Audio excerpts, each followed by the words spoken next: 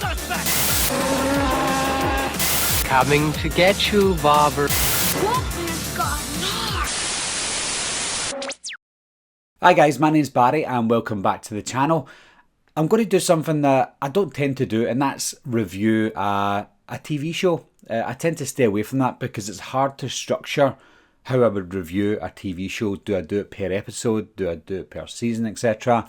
But Stranger Things is slightly different for me because I've always loved Stranger Things and I've kind of dabbled in Stranger Things on my channel, but I've never really done a proper review for it. And I think that Season 4, Volume 1, the first half of Season 4, deserves a bit of a review. Now, later on in the video, I am going to talk about A Nightmare on Elm Street references in Stranger Things, not just for Season 4, but as a whole, because they do reference A Nightmare on Elm Street quite a bit throughout the first 3 seasons. But Season 4, not only do they reference A Nightmare on Elm Street, they tend to follow a story within A Nightmare on Elm Street. And I'm going to tell you that at the end of my review, because there's something that I've not noticed. I'm probably not the only person that's noticed this, but there's something I think might happen in Volume 2 that I'll discuss at the end of this video. So stay tuned to the very end of the video if you can last that long. The season itself, first and foremost, is fantastic so far. Obviously, we're only halfway through it. It could get better, it could get worse, but the lead up to the half-season finale was fantastic, and I think what helped this season so far is the story.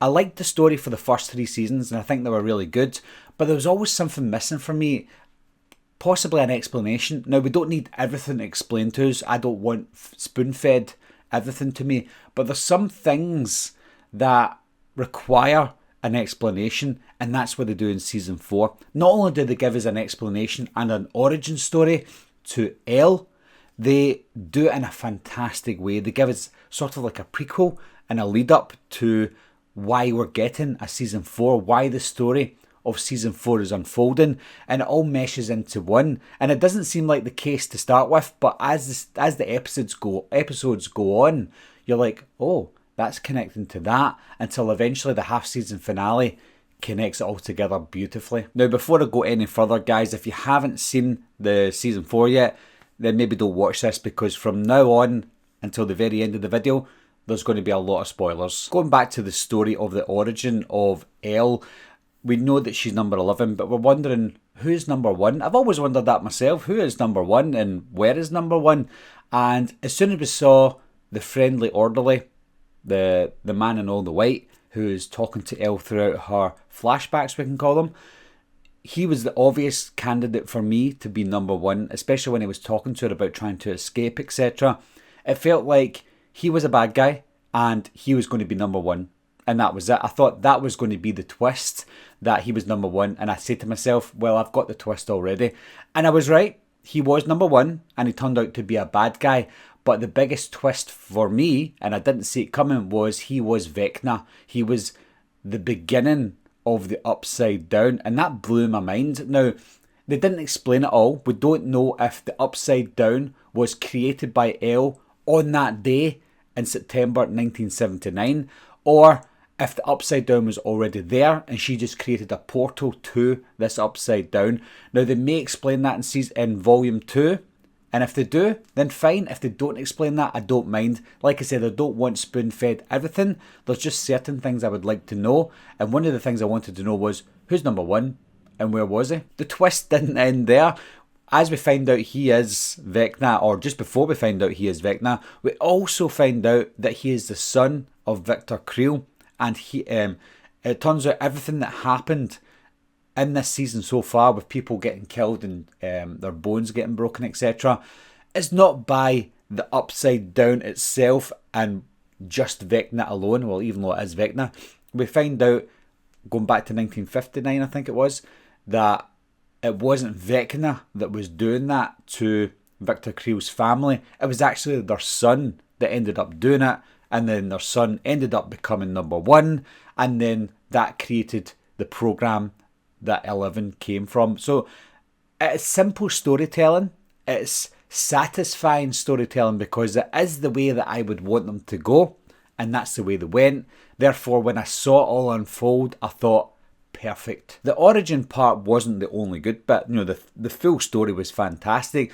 The groups splitting up was a good idea. We got to see kind of character dimensions with all the characters, and I love the fact that some of them get stuck in the upside down, and then the other half, or a part of the other half, a third, were in the normal world, and they're trying to communicate with each other.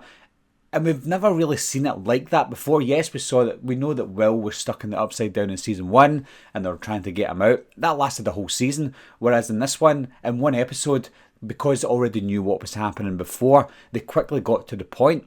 And it was all action-packed, it was scary, it was fantastic. TV shows always bring in new characters every season, and sometimes we kind of sway away from new characters because we kind of love the old characters.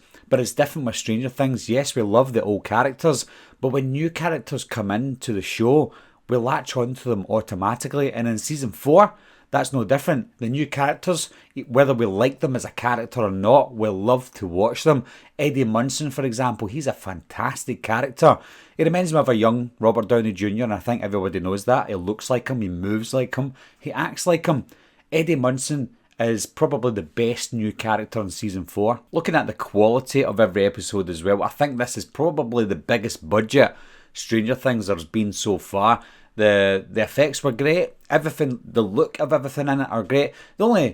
It's not even a downside, but when people were getting squashed and their eyes were getting taken out, you can tell it's CGI, of course, but the quality of it is still there. The whole show as a whole is just total quality, down to the score, the cinematography, the CGI, which is still good. It's not the best, but it's good for a TV show. So budget-wise, I think this is the biggest budget so far. Naturally, as the kids get older, the show gets darker. That's only normal. It happens in Harry Potter movies. It happens in everything. So the kids themselves are getting a little bit older. People who watch the show, whether we're kids or not, are going to get a little bit older as well. And as the story progresses and the kids get older, it gets darker, it gets scarier. The scenes where people are getting killed by Vecna in the Upside Down when they're in the real world are quite frightening. The lead up to those kills are also quite frightening because we know what's going to happen next. When I look back in the episodes so far, there's only 7 episodes so far, my favourite episode has to be the half-season finale. That's outstanding. But I have to give a shout out to episode 4. I think it's called Dear Billy. That made me cry. I had a tear at the end of that episode because we saw what was happening to the people who were getting taken over by Vecna and they were getting killed. And I think in this season, someone big is going to die.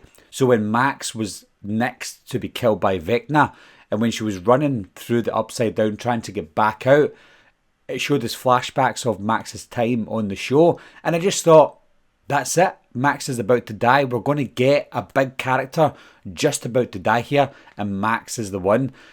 And I thought if anyone was going to get killed off who was a big character, Max or Steve were my choices to be killed off.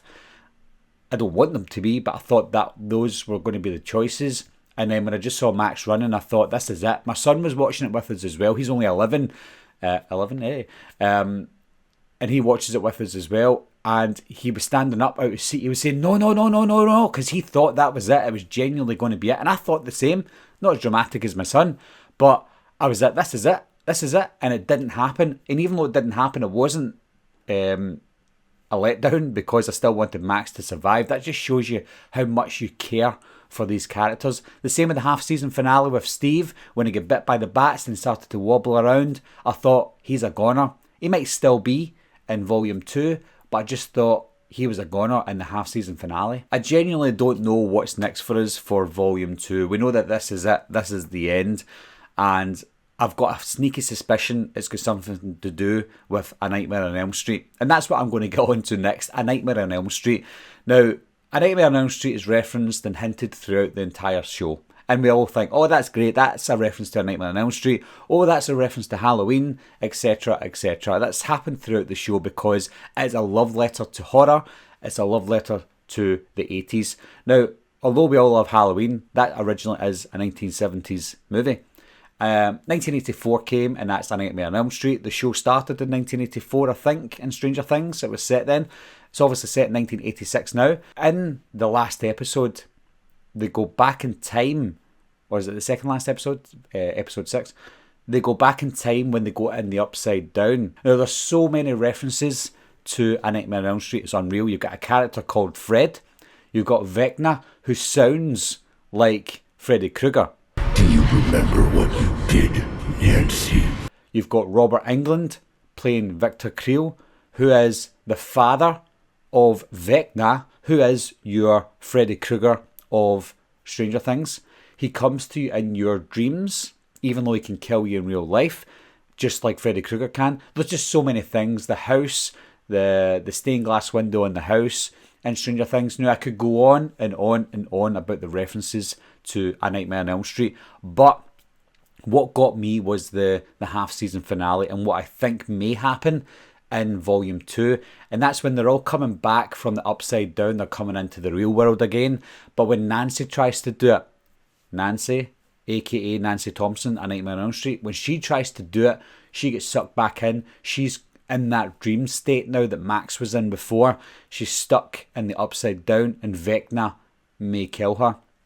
Now, if you recall, in A Nightmare on Elm Street, Nancy had to go into the dream world to pull Freddy Krueger out to kill him because she couldn't do it in the dream world.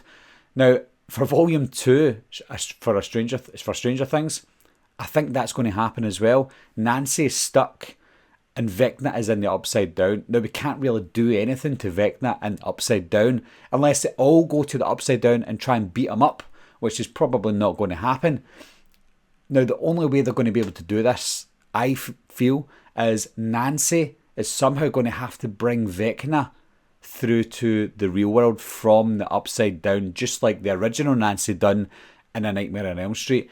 And when they bring Vecna through, aka the Orderly, aka Victor Creel's son, aka Number 1, they bring him through, and we're going to have a standoff between Number 1 and Elle, Number 11. That seems to be what the finale is going to be about. It's getting Elle her powers back, and it's bringing Number 1 back through again. Now, whether Nancy has to bring him through or not, it's kind of irrelevant, because it seems like Vecna is getting strong enough to come back through himself. He obviously wants to come through. Nobody wants to be in the Upside Down, and it seems like Vecna doesn't want to be there either. And that's what this whole show has all been about, and that's what blows my mind, because we've seen the Upside Down in the first 3 seasons. Why it's there, we don't know. How it was created, we don't know. But finding bits of information out in Season 4 has been a joy to watch, and for them to reference A Nightmare on Elm Street all the way through it has been a joy to watch as well. But do they have the balls to go that step further?